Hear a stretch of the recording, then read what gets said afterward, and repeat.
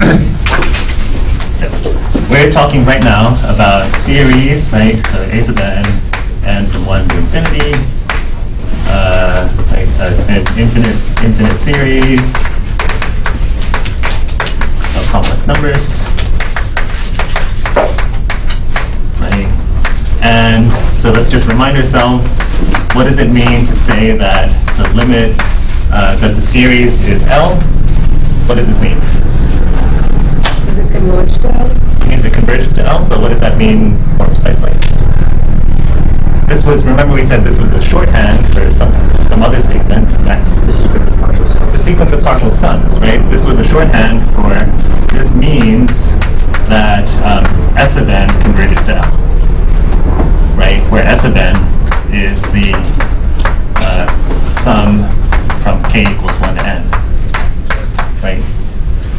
Okay, so talking about series is really talking about sequences, right? Sequences of partial sums.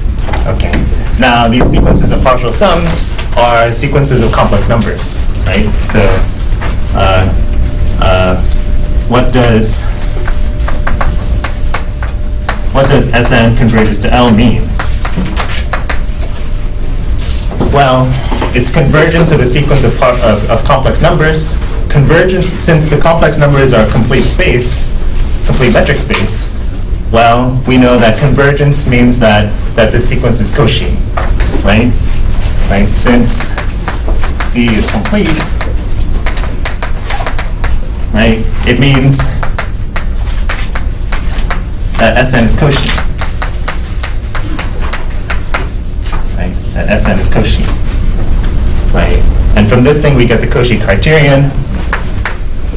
Cauchy criterion, right? That an infinite sequence converges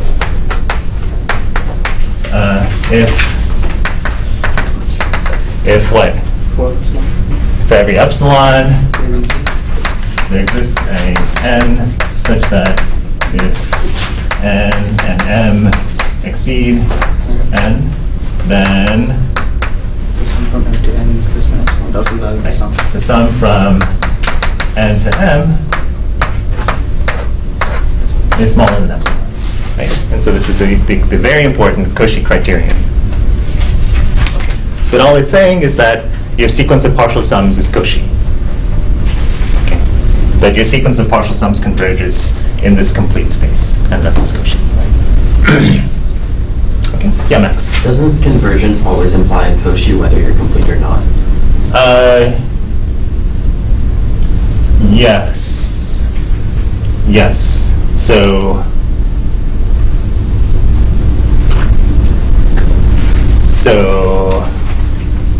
but what this is saying is that if you're Cauchy, then you converge, right? Which is, so I could say this. Okay, but the important part is this. Okay. Yeah, I mean, technically, this is true. Okay. Okay, so now we're going to use the Cauchy criterion to get a bunch of things that you've seen before. First off, so the so-called comparison test. Right, so you have sequences A sub n, C sub n, and D sub n. You have some sequences, and you know that, suppose you know that the modulus of A sub n is less than or equal to C sub n for all n, greater than some n naught. Okay. Then, if the C sub n converges, you know that the A sub n converges, the series converges.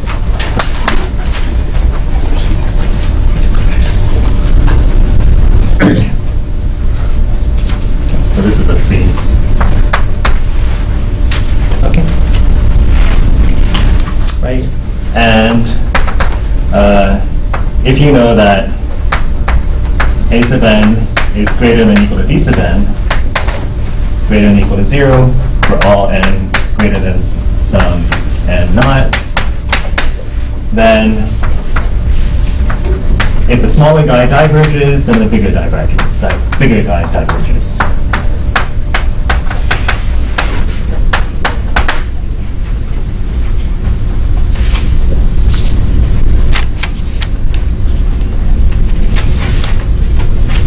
Okay. One thing that we mentioned before about Rudin's notation, whenever you have something like this, then you must be talking about real numbers. Okay, right? Because if they're complex numbers, then greater than or equal to doesn't make sense. Okay, so this C sub n must be the C sub n's must be real numbers. In the first thing, the C sub n's must be real, but the A sub n's can be complex numbers.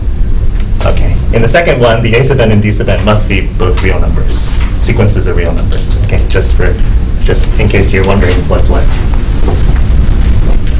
I have a question Yeah. about what you're about to Yes, write. yes, yes. It says since the complex numbers are complete, it means Sn is Cauchy. Yeah. We don't need to know that the complex numbers are complete. That's to true. know that. That's true. Yeah. Okay.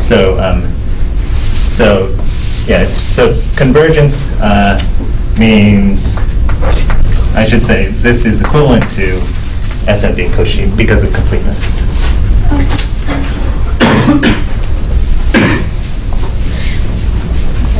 Hey.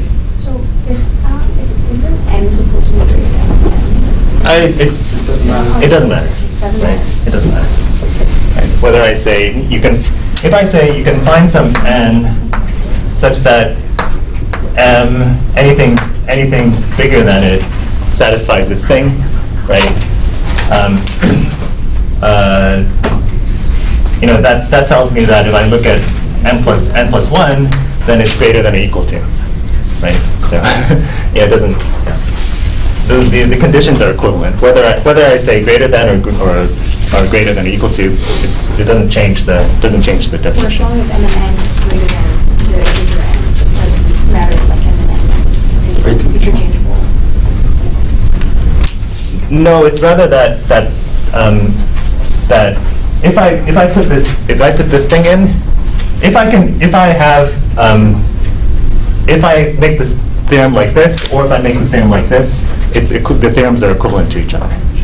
So it doesn't matter. Yeah, Lara. Professor, are Yeah. real numbers complete? Yes. Yeah.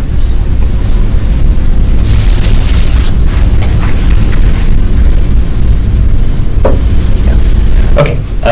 Okay. So let's go on. Let's prove this.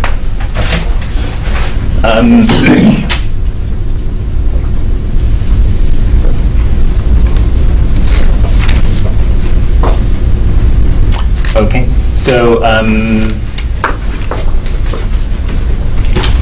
so let's prove the first one. Let's show that if this thing converges, then that guy converges. Okay.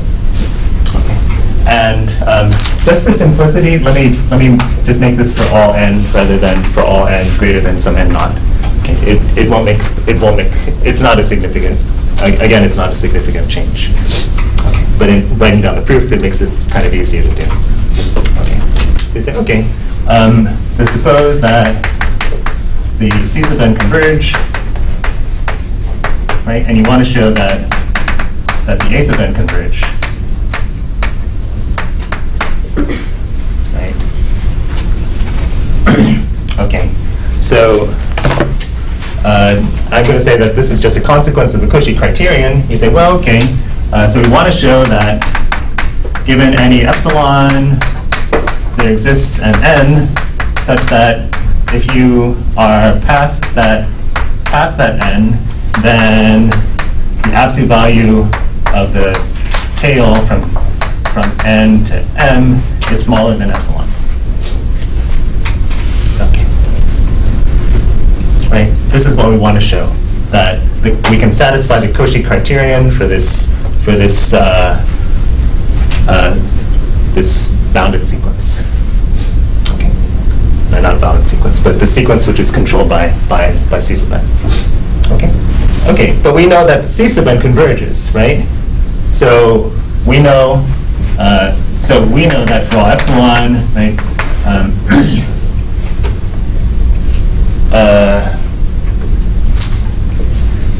We know that for all epsilon there exists an n such that nm bigger than n implies that this thing, c sub k from k equals n to m, is smaller than epsilon, right? We know it's true. We know the Cauchy. We can do the Cauchy criterion for the c's, right? But the c's you see are positive numbers, right?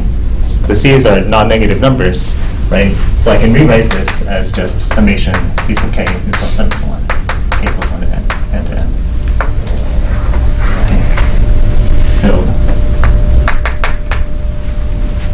So, right, we know that we have this Cauchy criterion for the c's.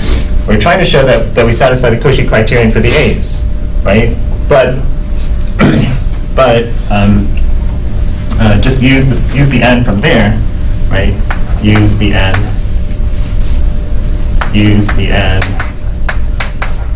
from the c's, right, from above, right? And you say, well, look, summation a sub k from k equals n to m is less than or equal to summation a sub k from k equals n to m by the triangle inequality, right? By triangle inequality.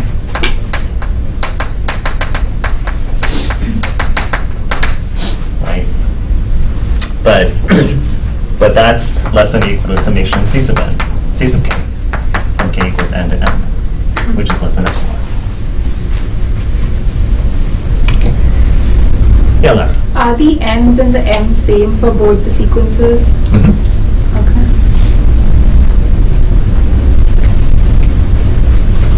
Yeah, Mint. Since the little m is less than little n, should it be summation from like m to n, or is it the same thing? Oh, I'm sorry. Yeah, I read backwards.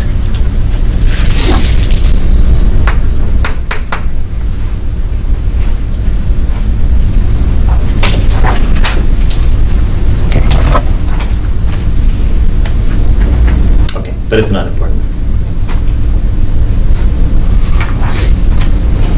Okay, so, okay, right, so this says that, if you have, some sequence and the moduli are controlled by some other sequence, if the c sub n, if the sum of the bounds converges, then the sum of the original guy converges. Okay. Good. Comparison theorem. Okay. And the second part, basically you prove using the first part. It's basically just a contraposition of the first part. So I'm not gonna do that. But any questions on this? Any questions about this?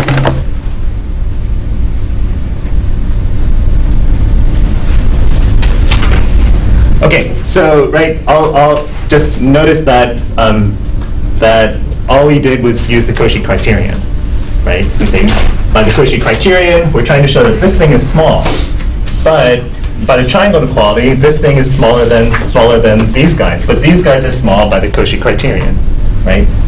Right. We know that the sum of these tails for the c's are small, right? And then just use the triangle inequality to get from this thing to that thing.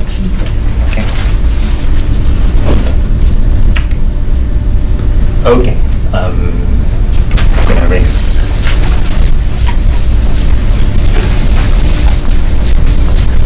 So my previous class was very dead. I'm hoping that this class will not be as dead as the previous class.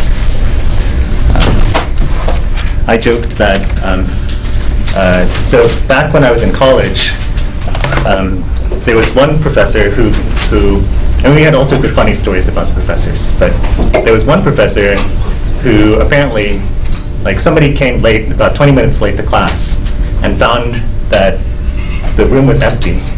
But the professor was there lecturing. He had been lecturing for 20 minutes to an empty classroom.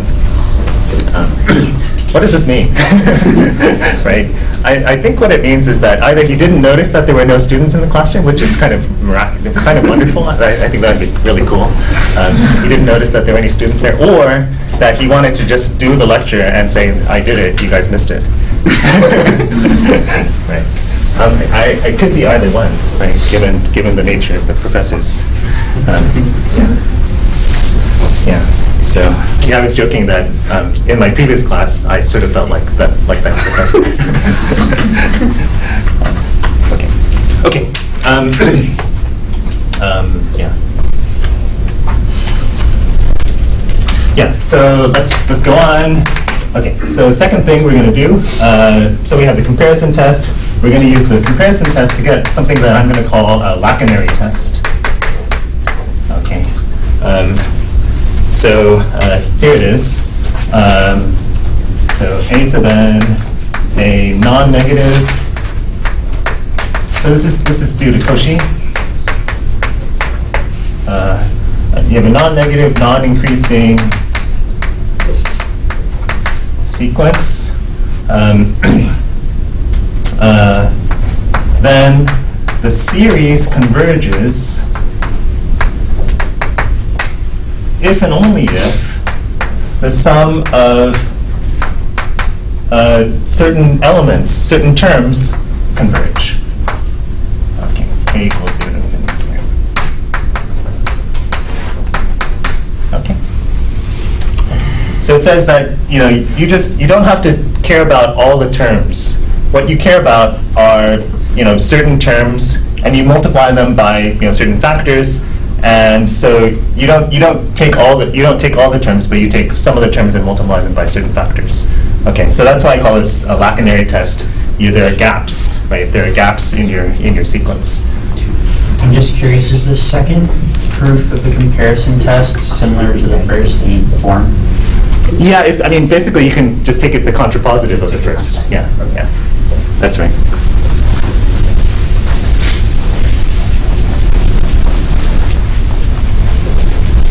Right, because if the smaller guy diverges, then the bigger guy would have to diverge.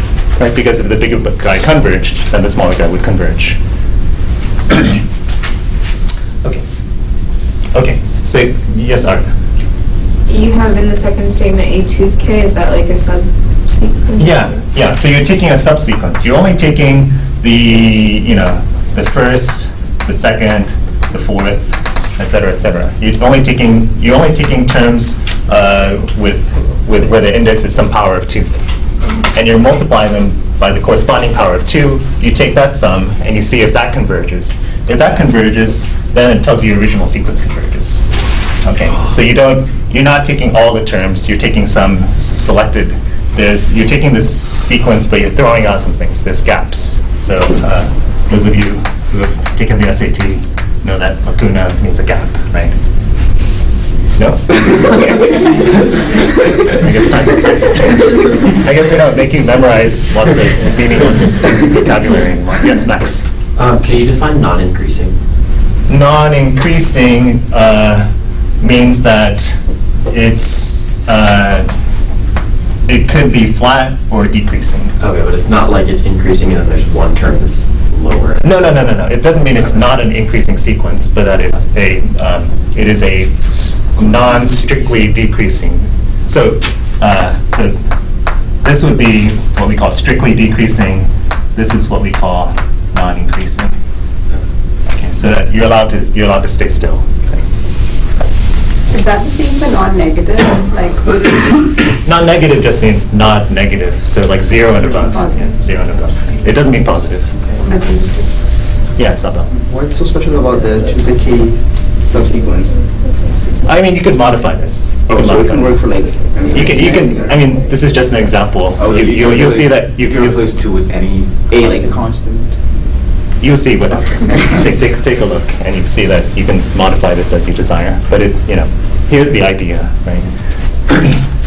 Okay, so here's the proof, and basically it says think about the sequences of partial sums. So let S of n be a1 plus a2 plus an, right? Be the partial sums for A. Let T sub n be a1 plus 2, a2 plus 2 to, I'm sorry, this should be T sub k, not T sub n. A sub plus 2 to the k, a sub 2 to the k. So this is the sum of the first k terms, the sum of the first n terms. Okay. So now, just observe right? For any pair n k such that n is less than 2 to the k, we have S of n is less than T sub k. Okay. Now this is pretty straightforward. Why? You just look at it. You say, well, look, S of n is a1 to an, right? I'm going to throw in more terms, so I get an plus a2 to the k plus a sub 2 to the k plus 1 minus 1.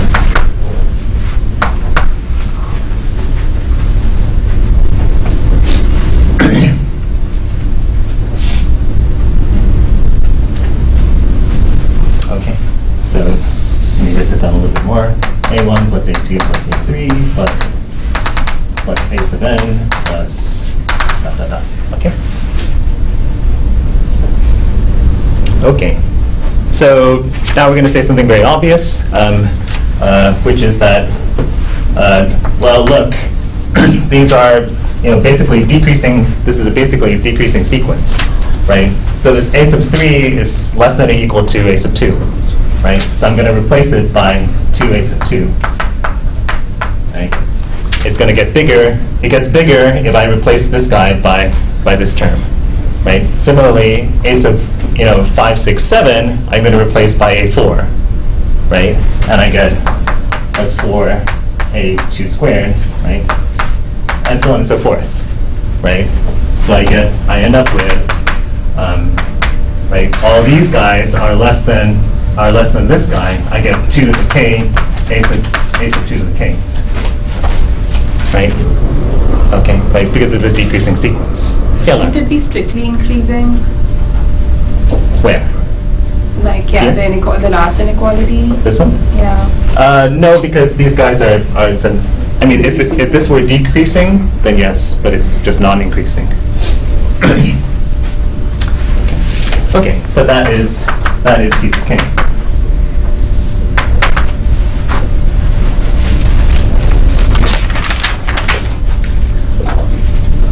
Okay. Yeah, Arya. So in the third term, you have 2 to the second, a to the second.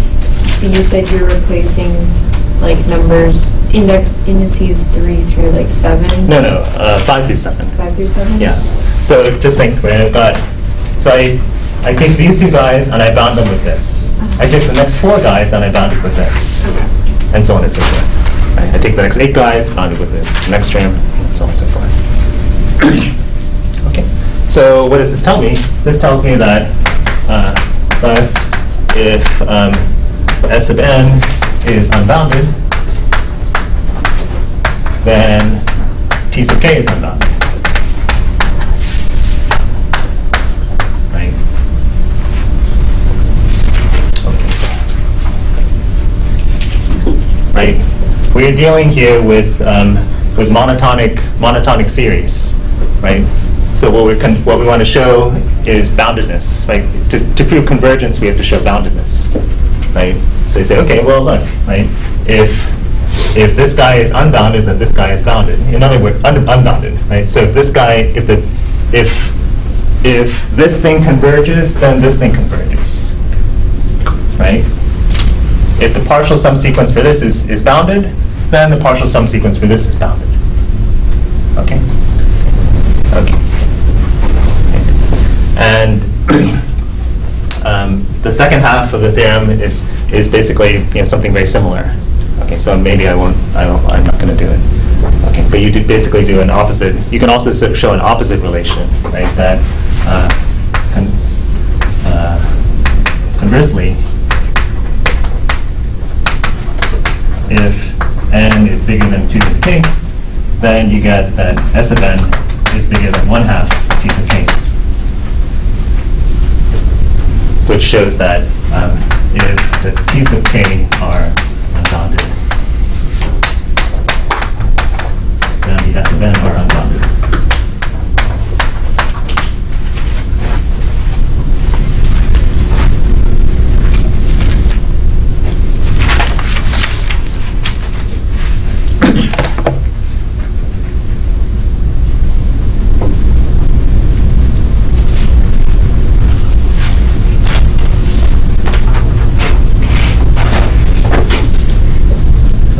Is everybody all right?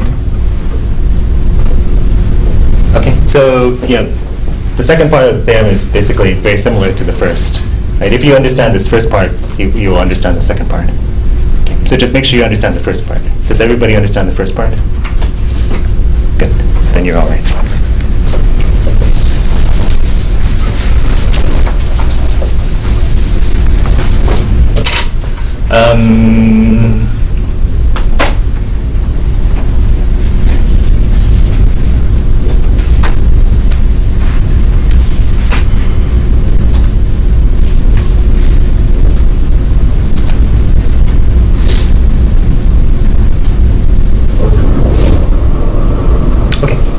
Okay, let's go on. Okay, so I don't know if you want me to do this, but geometric series, right?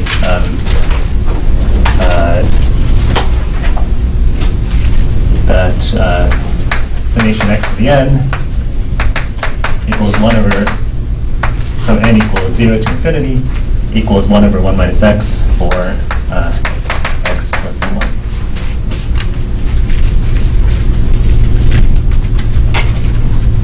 How many of you have seen this before? Seen the proof of this before? So some of you have it. Okay. Okay. So those of you who've seen before, tell me how do I prove this? How do you prove this? Right? Well, you have to look at the sequence of partial sums, right? Sequence of partial sums. So let S of n be 1 plus x to the n minus 1. What do you do? Those of you who have seen it before? Multiply both sides by x. Yes. Multiply both sides by x, you get x plus x to the n. You get x plus x squared plus x to the n.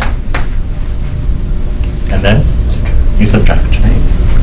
So then s sub n minus x s sub n is going to be 1 minus x to the n. And that tells you that 1 minus x s sub n is 1 minus x to the n. In other words, s sub n, the partial sum, we have a formula for it.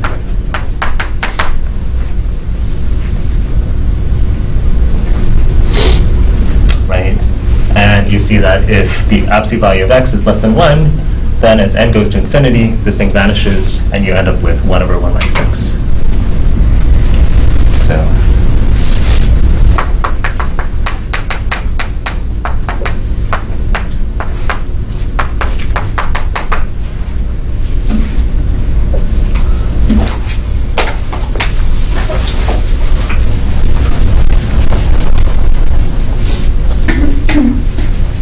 okay. Okay. So this gives us a couple of tests.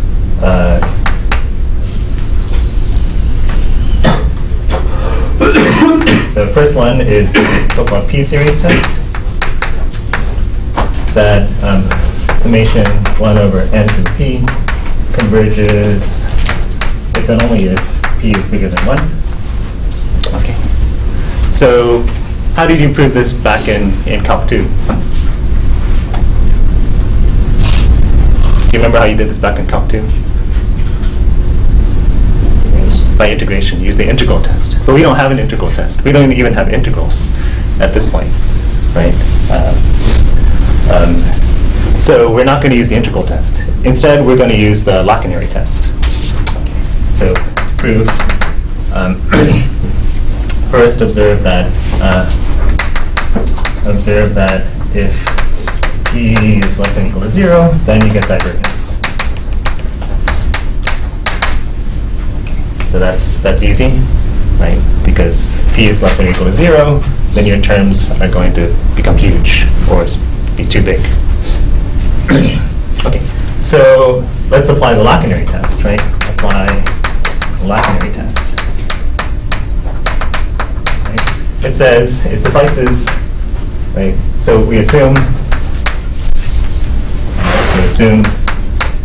p is bigger than 0. Okay. We apply the lacunary test. Right, it suffices to check the convergence of the 2 to the k, 2 to the k p, right? As k goes from 0 to infinity.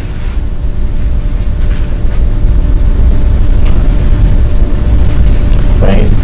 But that's the same thing as 2 to the 1 minus p to the kth power as k goes from 0 to infinity.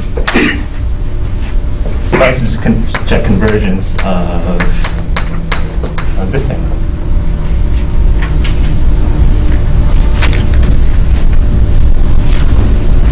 Right? Why does it suffice to show that? Well, this is the lacunary test thing, right? That said that you don't have, you take your original series and then you like take certain terms, right? You take the terms that have index 2 to the k, right? So n to the k, you multiply those guys by 2 to the k, and then you check the series. Okay, but this is right. But this is a geometric series.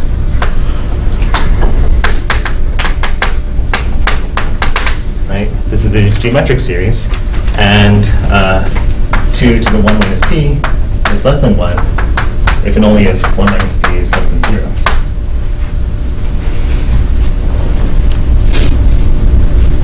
That is, p has to be less than 1.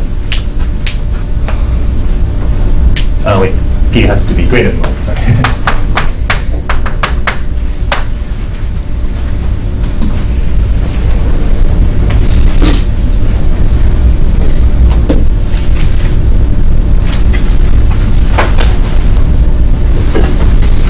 Okay, let me do another one along the same lines.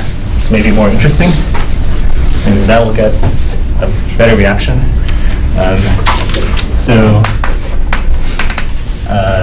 Summation 1 over n log n to the p converges if and only if p is bigger than 1 also.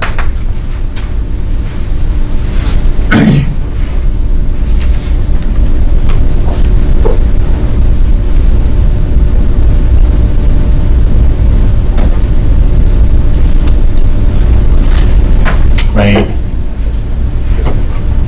You see what you're thinking about. Why does somebody care about this? Why does somebody care about this series?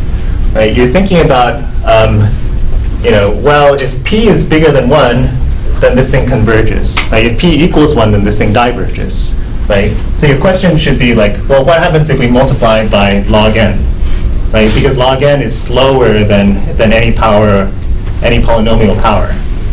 Right? So what happens if we throw in a log n? That should be, you think of that as somewhere between n to the 1 and n to the 0.00000000000, any polynomial power, right? So you're looking for sort of like the boundary, like what happens. And it turns out that if you multiply, so you get this result, and it says that, well, if you multiply by 1 log, that's not enough, right? Multiply by 1 log, it's still going to diverge, right?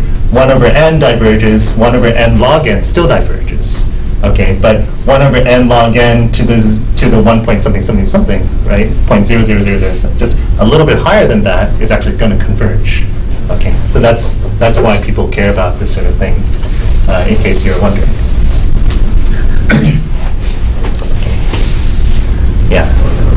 Okay. So again, we apply so proof is apply the lacunary test. Apply the lacunary test again. So let me tell you a funny story. If I can get it right. No, I don't think I can get it right. No, forget it. Okay. Okay, so we apply the lacunary test. So what do? We say, again, we look at, consider 2 to the k, 1 over, right, the 2 to the kth term, right, 2 to the k log 2 to the k to the p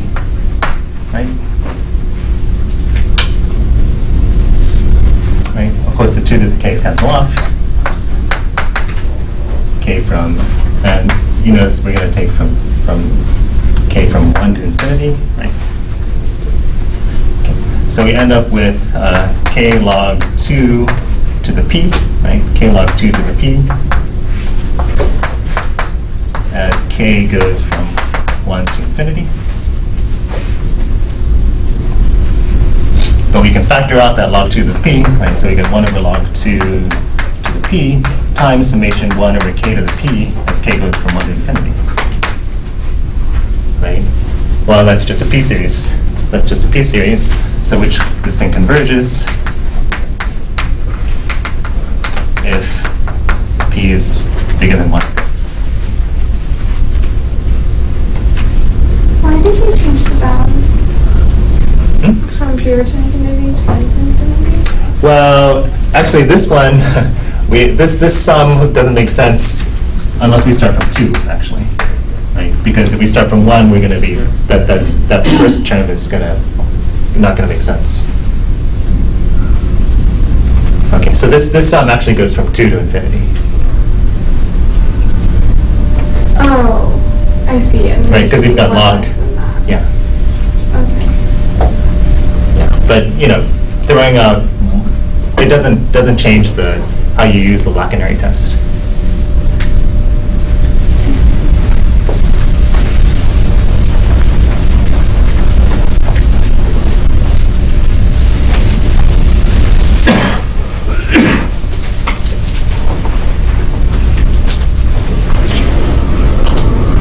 Yes. Professor, how did you get the k to the power p outside parentheses? I thought that was an exponent. Yeah, well, I mean, this log 2 to the k is k log 2, right? Oh, yeah. Right, and I got that to the p power, so I got k to the p log 2 to the p.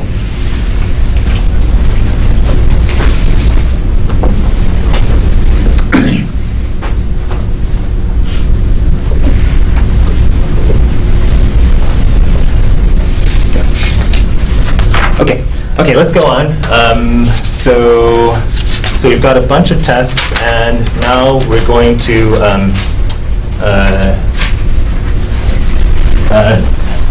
give some more tests. Your friends, the root and ratio tests, But we'll give more powerful versions of them because we've got the lim sup now. Okay, so. Right.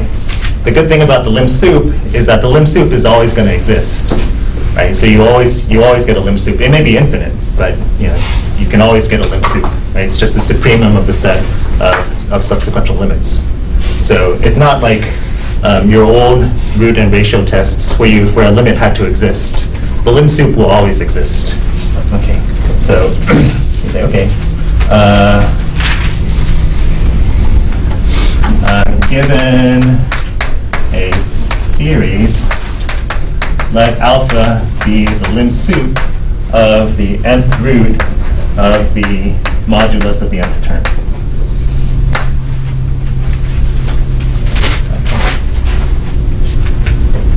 Okay. Then, just like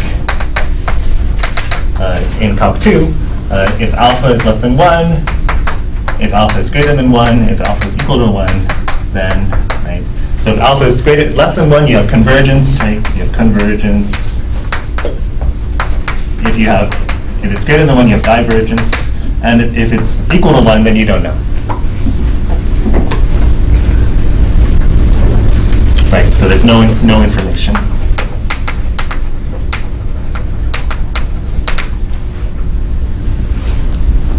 Right.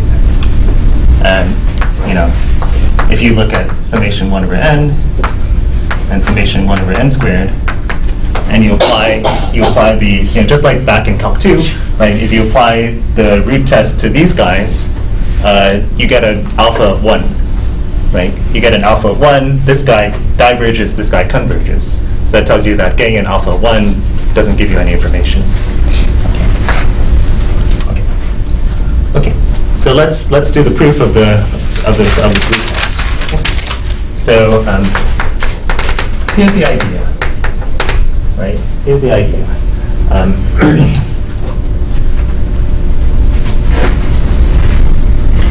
suppose you actually had that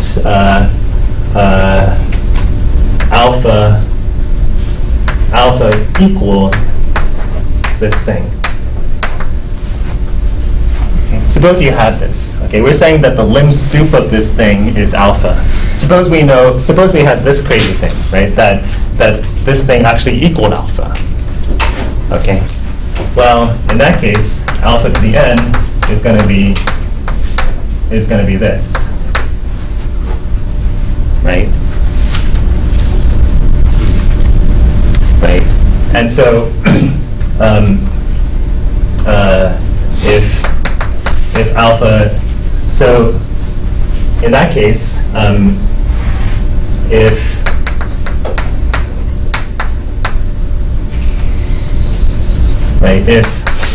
if alpha is less than 1, what will we know? Right? This thing is alpha to the n, so we would have convergence, right? Because you'd know that summation this thing actually summation this to the n, right? And for alpha less than 1, this is going to converge, right? But that would give you that this thing converges, and that would give you that the series converges, right? Okay, so this is sort of like the ideal. Okay, if this were true, then we would be done immediately. Okay, but we don't have that. So we say, well, we don't have that.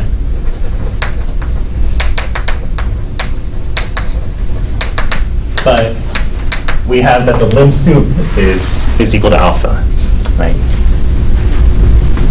We do have having the lim sup of that equal to alpha will suffice. Okay, so maybe I shouldn't have put proof here. This is just the idea. Okay, so now let's do the proof. Okay, so we say, okay, well, suppose that alpha is less than 1. Okay, so here's 0, here's 1, and you have that the lim sup of the nth root of the nth term is less than 1. Well, then we know that there exists a beta that lies between alpha and 1. So just choose some beta. There exists a beta such that beta is greater than alpha and less than 1. Okay. Now, the lim sup of these guys is equal to alpha. Right? The lim sup of these guys is equal to alpha. So what do we know? Right? The lim sup, remember, was this thing that we could bound above. Right? We could say, we choose this for any number greater than it. There's a time past which everything is less than that greater number. Right? Right. So we know that there exists an n such that the nth root is less than beta for all n bigger than that n.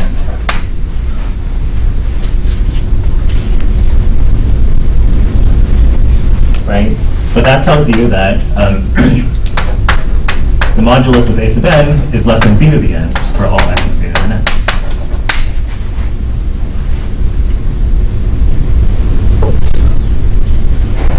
Right? By the comparison test,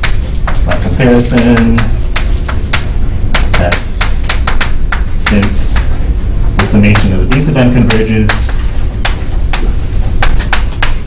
so does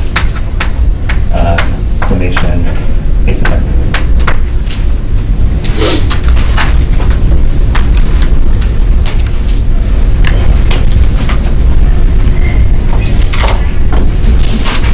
Instead of taking Yes. beta to be alpha plus epsilon as Yeah, well. yeah. So yeah, I called it alpha plus epsilon earlier, but yeah. Okay, so the point is that although we don't have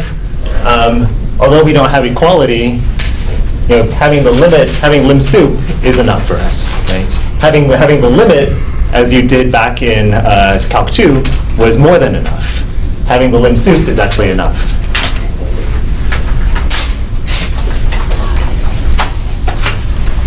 Right? Having the limit gives us the lower bound, but we don't need a lower bound. We only need the upper bound. Okay, let's do the second part, the divergence. If alpha is bigger than 1, so here's 1, and here's alpha, right? Well, this alpha is the lim sup, so you know that it's a subsequential limit. So there exists a subsequence, n sub k, modulus a sub n sub k to the n sub kth root, that actually converges to alpha. Okay, so it converges to alpha. So what can we say? We can say, well, look, let's take some beta that's between 1 and alpha, right? Since this subsequence converges to alpha, we know that there's some time past which everybody is above beta, right? So there exists a k such that if k exceeds that capital K, then this thing is bigger than beta, which is bigger than 1, right? But then that tells you that that this thing is bigger than beta to the n sub k, which is bigger than 1, right? Right, for all k bigger than k, right? But what does that tell you? That tells you that your terms, there's infinitely many terms that are bigger than 1 in modulus, right? And so you fail the nth term test, right? The nth term test said that these terms have to go to, your terms have to go to 0 in order to have convergence. Well, these guys don't go to 0, so you must diverge.